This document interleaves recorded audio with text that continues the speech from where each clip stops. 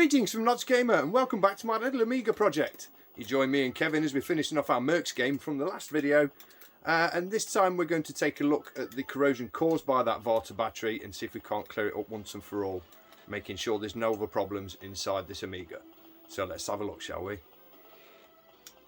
Come on, Kevin, show a little interest. That's better. As we can see there, this is the damage done to my circuit board by this nasty Varta battery. What I'm going to try and do now is clean this up as best I can with a few methods I've found online. And hopefully once that's all cleaned up, this Amiga will be fine. Because I've got plans for this one, upgrades to put on it. We'll clean this circuit board up here today and hopefully not have to do any severe repairs. Because at the moment it works, but I don't know how far the corrosion's gone. So we're going to strip that back and clean it out today. What we'll do first is just take this out. It looks like we need a socket to unscrew those, so I'm going to get those all out first.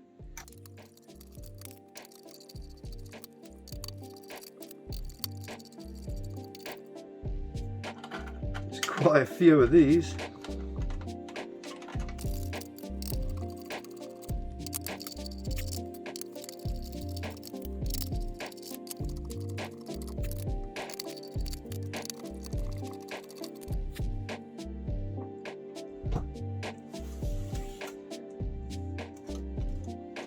Now I should be able to lift that board out and just be sure there's no corrosion underneath. I'm pretty sure there isn't. You have to get it all.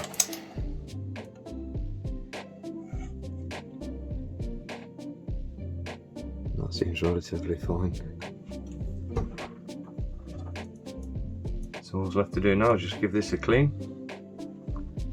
For this, I'm just going to be using some normal white vinegar. They say just to do the infected areas and leave for 10 minutes.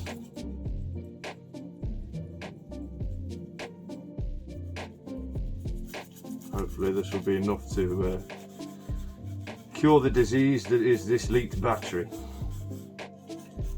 Because in looking into this myself, I've seen quite a few states these Amiga 500 Pluses get into. But like when these batteries go pop, what I read is obviously they can go with a vapor as well, so it can rain down anywhere inside the case. It doesn't just go through the traces and under the board, it can just rain down death on the inside of your case, like some sort of little environment of terror created by this Varta battery. Well, I mean, I never knew this problem existed until I picked up a 500 Plus and I opened it for the last video. It's now got me weary about my original 500, which may have a trapdoor battery, so I'll check that one out soon also. But everything else is looking okay. I'm just a little dubious about here with Garriers, so we will check that out.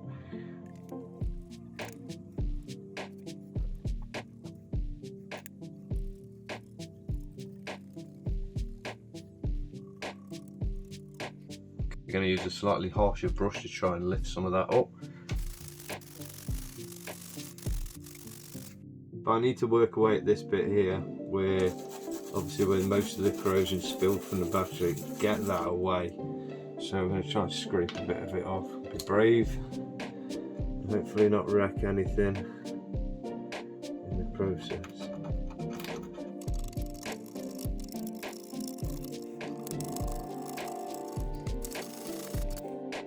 Now I've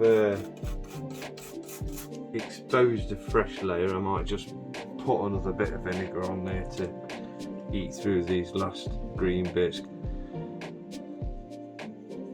New territory for me, guys. I know I've seen plenty of people that can remove these Amiga batteries, sort of learning by watching everybody else, and I'm just experimenting with this. I just wanted to share it with everybody as I go through the process of doing this Amiga. But just hopefully in video 2 we don't wreck this Amiga, okay? A rather short video series if that's the case, isn't it? Yes.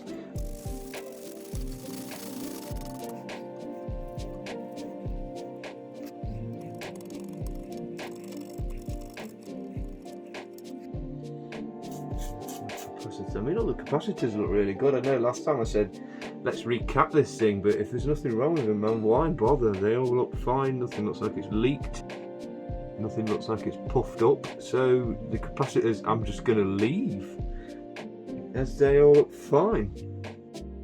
So we'll continue a little vinegar scrub.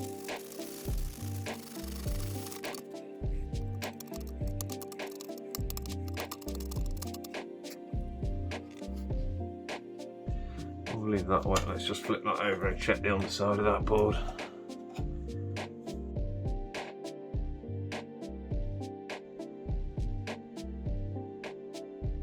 I see no problems where Mr. Varta is, so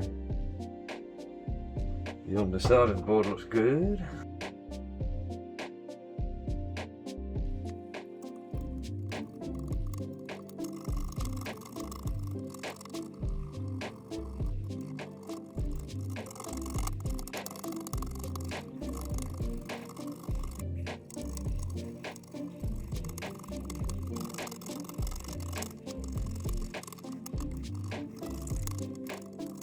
Slowly but surely we peel through the layers of corrosion on this particular spill site. I mean, I'm glad I didn't just put this Amiga back together, because I've got a funny feeling this would have continued spreading unbeknown to me. So I am going to clean this to within an inch of its life to get it off. So let's give it lots and lots of acid baths.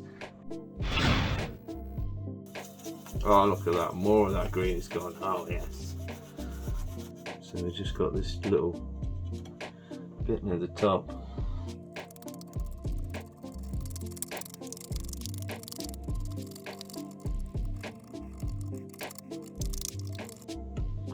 This was my worry, was the corrosion here.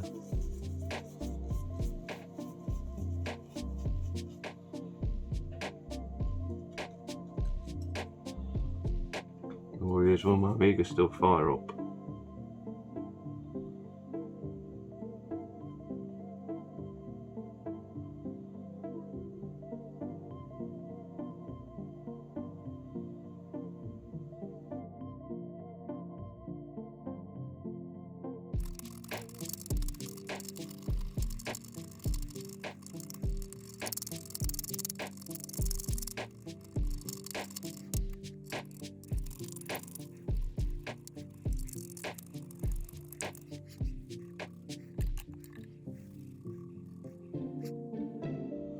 See, it's all starting to clean up now, and that dark area is disappearing. I just really hope, man, that I have not gone too far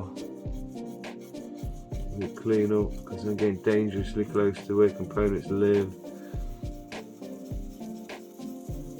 It's quite a densely populated area of the PCB.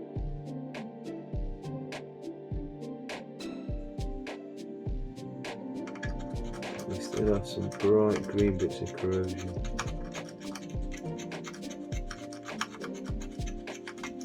They need to go.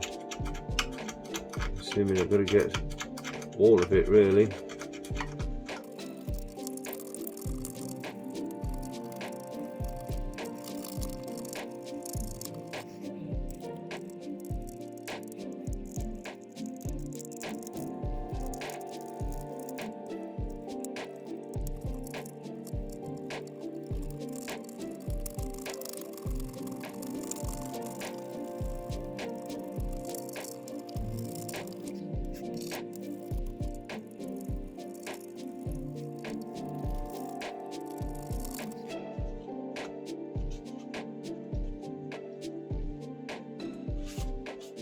Okay, I'm just going to give that area one more bath.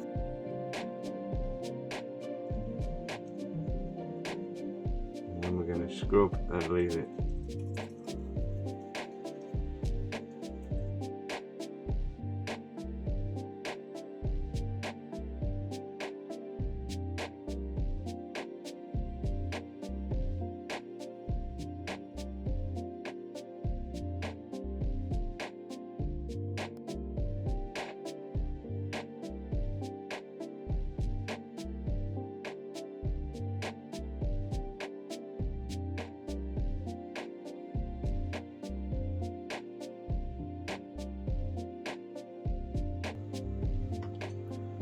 Right, let's get that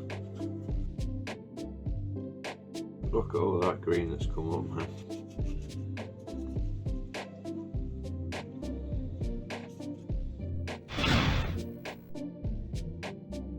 So now we've got all that done and the board's dried off.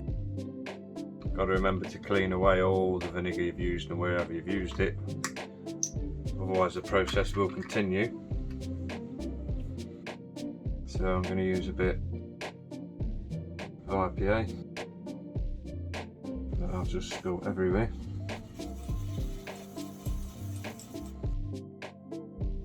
Hopefully there's no components on here that refers to a clean. A bit of alcohol.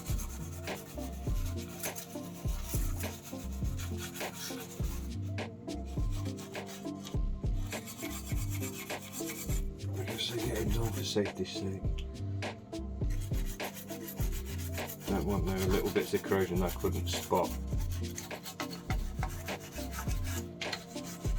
So hopefully, sorry people in advance if I'm doing something to an Amiga motherboard you shouldn't do.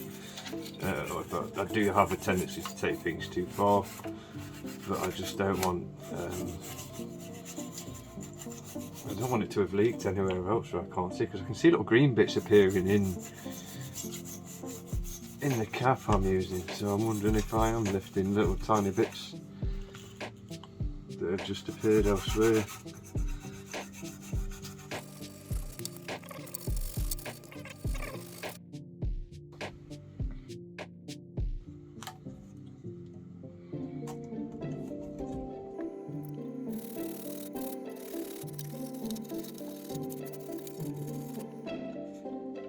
There we go, all the corrosion is gone that I can see. I just hope I haven't gone too far with this. Well, you've got to go as far as getting it all, I suppose, but let's just hope that this thing still works once we get through to the end of it. So let's get this screwed back into the case. I mean, it's a vast improvement on what it looked like before, which was a sort of bright green bubbly mess. Now it just looks like it's been sanded down to nothing, which it has. I've sanded it down literally through the paint to the actual board itself. A few patches came away here and here and here as well, which says to me it might have gone into the traces through a few of the components, so let's hope I've nipped that in the bud before it spreads as well.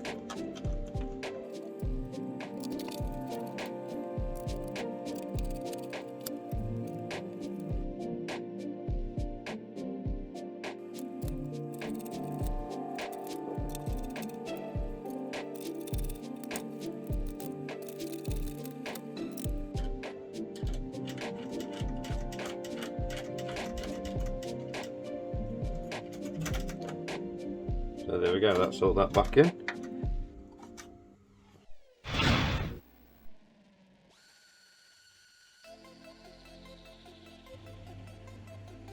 Is that corrosion in the pins?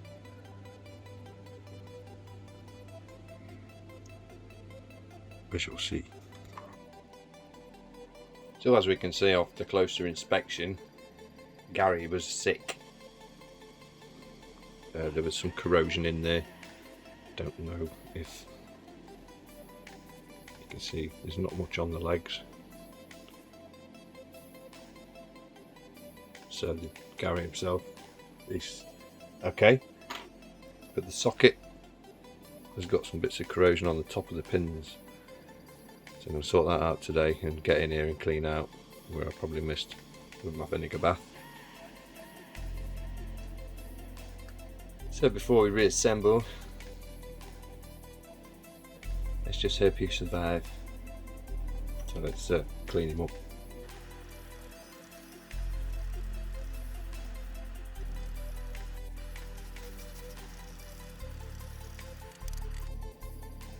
Poor Gary.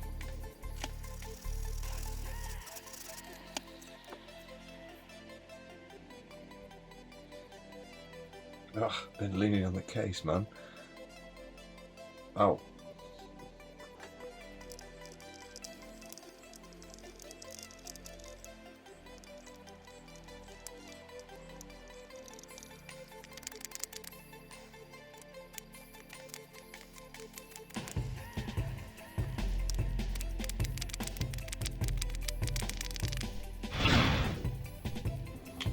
Plenty of IPA in this. Get our flipping vinegar out.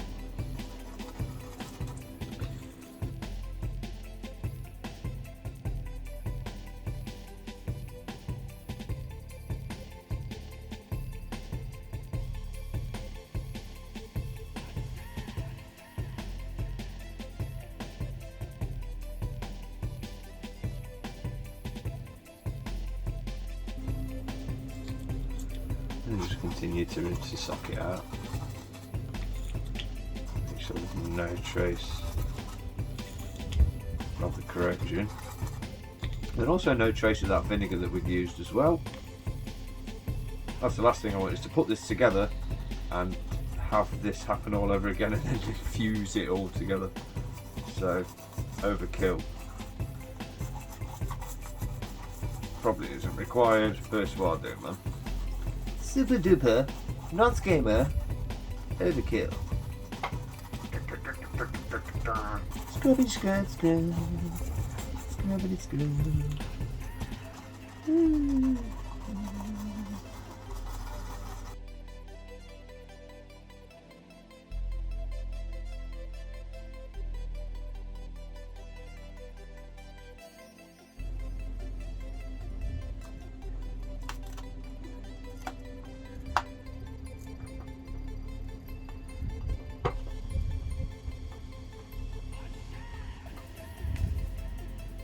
Okay, so Gary's clean, back on board, rid of the grime, plugged in.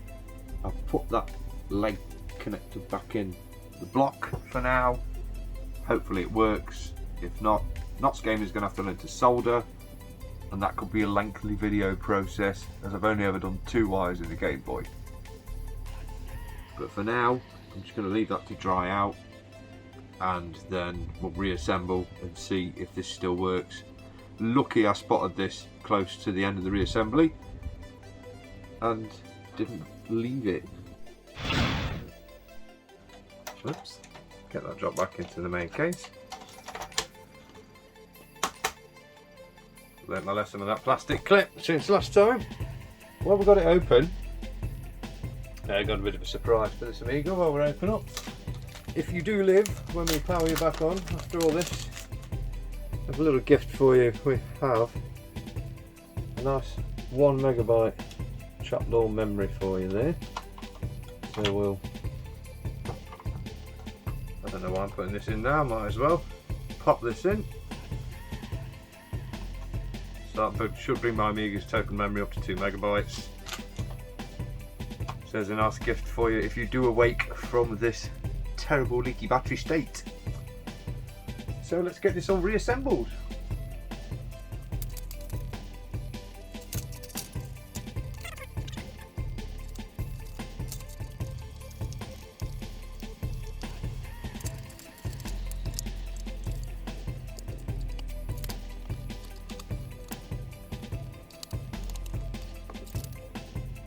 So let's plug that in and see if it works. Is the important question, will it still work?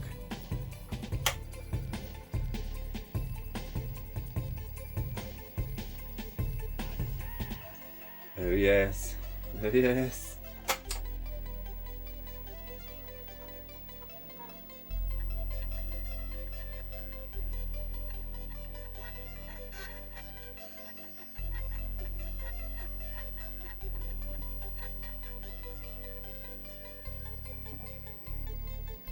There we go, loaded to workbench. So this machine still works. Brilliant. So let's move on to the next step. Okay, so even though I'm probably not going to be using this down the line, I still wanted to give the little floppy drive a good clean out. I'm not sure how you do this again, so I'm just going to strip till I can find the lens head or the reader and just clean that up and reassemble. I'm assuming there'll be like a motor driven part as well that will need greasing up, cleaning down. So let's strip this.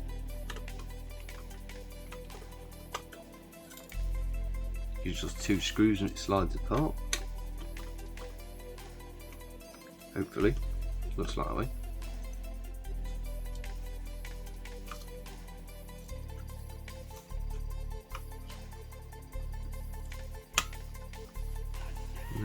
that straightforward, is it?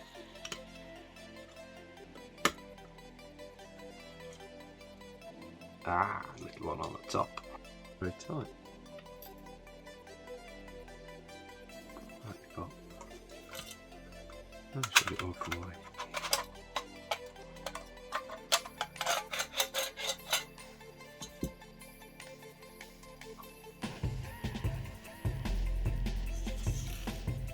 So first things first, look at that. Shafty. So we'll clean that off.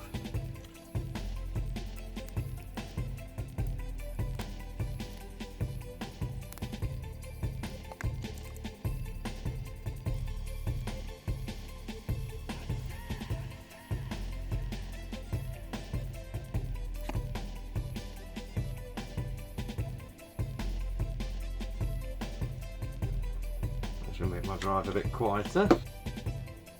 But now, I think you lift this up ever so gently. And underneath there we've got two drive heads to clean.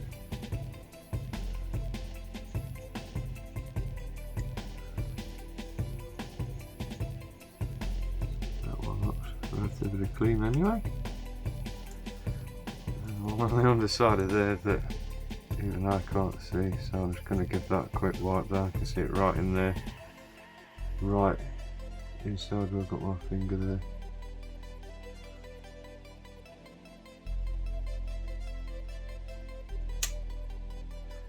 Just give the drive heads a clean. A bit of grease on there and that should quieten the disk drive down a little, hopefully. I just won't mind being able to manually wind that back up a little bit.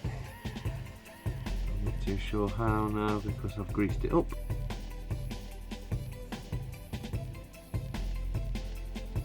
Let's reassemble our drive.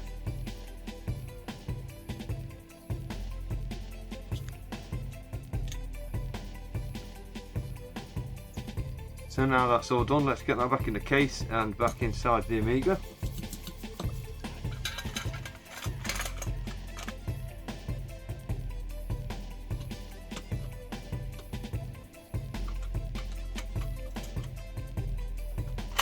Fire it up with my backup of the Amiga workbench. And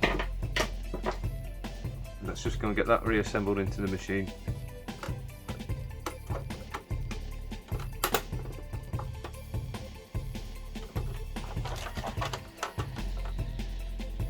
Now we have a 1MB RAM expansion in this Amiga, and we've cleaned up the floppy drive. Here's the disgusting mess that came off both the motor and the heads, so that floppy drive should sound and read the discs a little clearer than before. So let's pop over to the desk and see how it runs.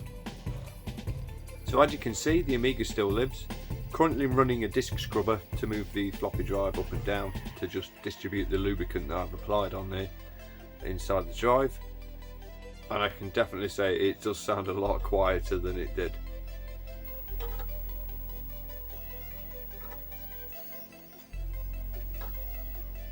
Lovely. And now we've come to the end of the second chapter in this Amiga 500 Plus's little journey. We've cleaned up that nasty Varta battery spill and all the corrosion on the circuit board. We also found some that had spread to the Gary chip and socket and also cleaned that out. And that's looking in tip-top shape now. I did have a little broken pin in there, but it seems to be okay. We've also installed a 1MB RAM expansion upgrade to give the memory a kick up the arse. We've cleaned the heads on a floppy drive and re-greased the motors in there too. So this Amiga really is beginning to look like it's in tip-top shape. I'm going to chuck some more upgrades to this machine, and I've got plenty more coming for it, so don't worry about that, because this is by far my favourite gaming machine of them all. Even more so than the Sega Saturn, and we all know how I feel about the Sega Saturn, guys. I love that thing. The Amiga's where it all started for Knots Gamer. It really was my first bite of 16-bit gaming, and I only have the fondest of memories of playing the games on this machine with family and friends, and I'd love to do that all over again. So all that's left to say is I've been Knots Gamer. This has been my Amiga 500 Plus upgrade part 2. There's Kevin in the corner. We're going to play some Lotus Turbo Challenge 2. Take care, guys. See you next time.